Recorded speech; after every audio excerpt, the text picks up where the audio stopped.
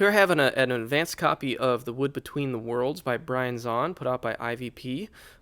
Say a big thanks to IVP for sending me an advanced copy. This is my honest reaction to this book. I'm going to take you through my typical format of the main idea of the work, the research behind it, the readability of its style, and then my general reactions to it.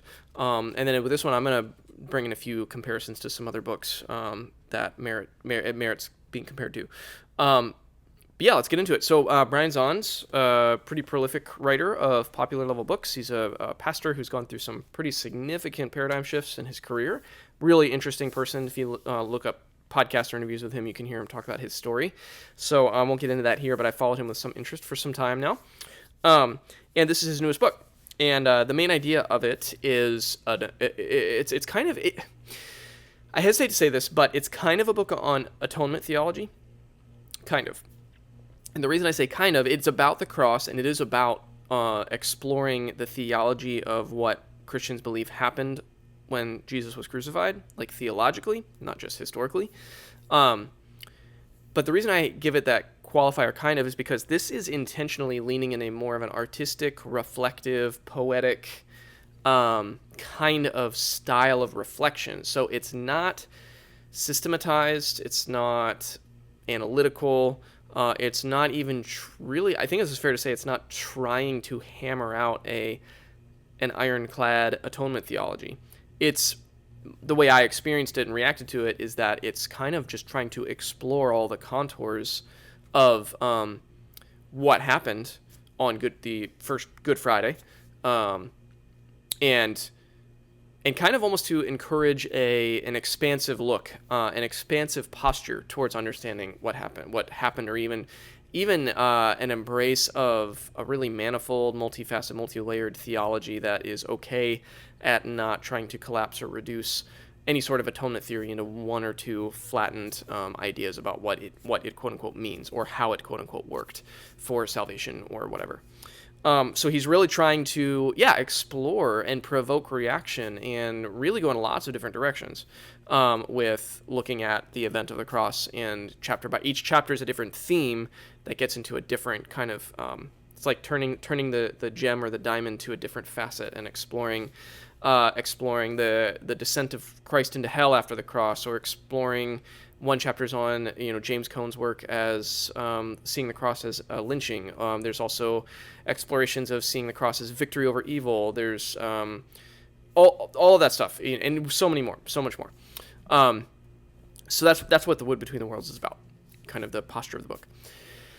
The research behind it is very wide in genre and in style and in source. I just mentioned James Cone. He also turns to some well-known theologians like Moltmann or Brueggemann.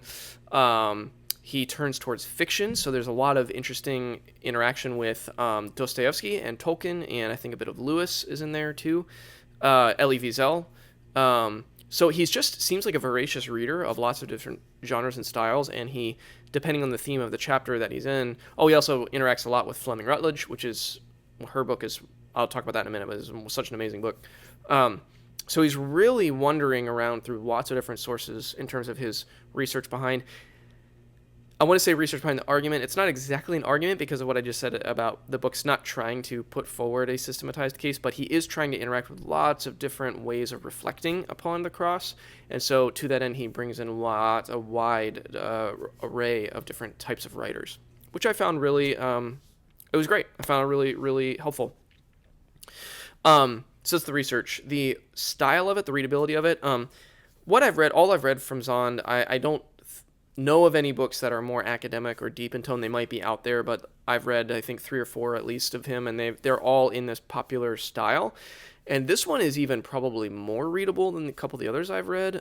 It's very, very easy to read. The chapters, it's not a long book, and there's a ton of chapters, so the chapters are super short, which I find helpful. Each theme, my experience of reading through this was like, I would finish a chapter and then I'd see the title of the next chapter and I'd think, I'd like to see what he explores under that title. And so that there's kind of this forward momentum to just the curiosity. If you approach this book with a curious lens, you're really going to enjoy the experience of reading it, because each chapter gets at the event of the cross in a different way.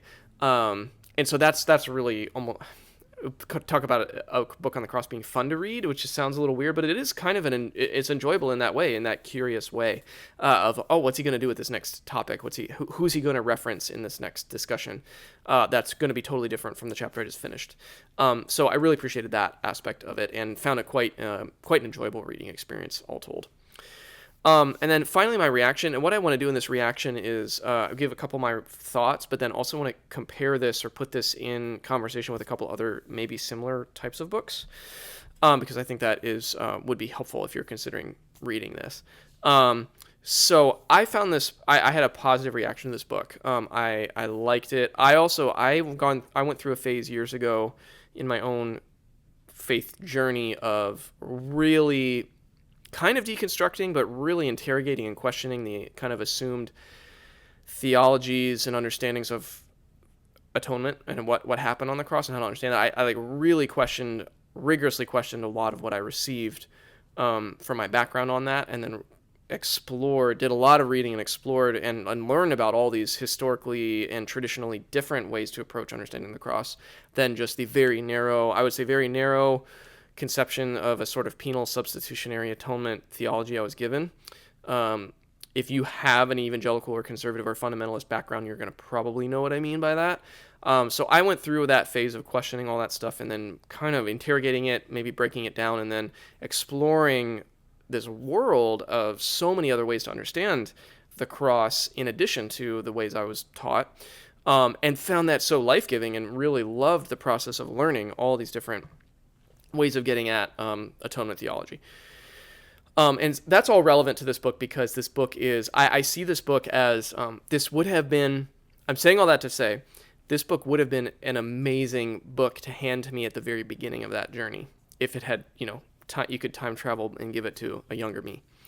As to say, hey, you're kind of questioning this maybe narrow lens you've been given. Here's a book that gives you permission and also gives you lots of other sources that you can chase down if any of these themes really, really grabs you or intrigues you, but also gives you permission to say there is a much more expansive way to understand the cross. And oh my gosh, if that had been given to me at the beginning of that journey, that would have just fired up my theological imagination in such great ways. And so my reaction to it now is to say, yeah, this is a really helpful, accessibly written, well-researched book. Because I've already gone through that whole circuit. I don't want this to sound as though there's nothing new in this book. That's not true. There are really wonderful chapters with insights here, even if you've done a lot of reading on this. But overall, for me, I was like, oh yeah, I've explored all this through. And I've read a lot of the theological texts he references already because of my own journey going through that. So it's I'm trying to couch my positive reaction to it and also frame this as who might want to approach this book.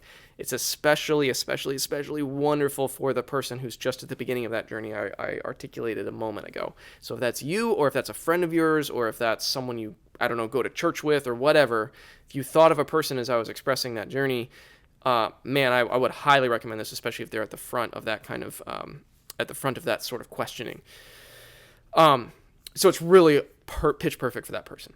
And that being said, I want to juxtapose it with some other works that if someone's deeper in their journey, or if you're deeper into thinking about atonement, and this is maybe a little bit more too intro or 101 level for you, or you're past the layer of saying okay, of course there's lots of different manifold ways of understanding atonement. You're kind of over that hump and you want to do something a little bit deeper, a little bit more rigorous.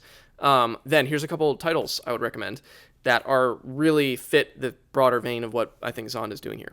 And the first one is one that I already mentioned, and that's Fleming Rutledge's, I think, masterful book, The Crucifixion. It's actually, you can see it right up behind me, I think, up on that shelf. Really adore that book. It's a lot longer. It's kind of a blown out version of what Zahnd has done here. It's much longer. She explores a ton of the same categories, but goes into much more length and depth on each of them. So that would be a next maybe 201 or 301 past, to keep pressing that analogy. I love that book. I also really love a much less known book, I think, which is Joshua McNall's The Mosaic of Atonement.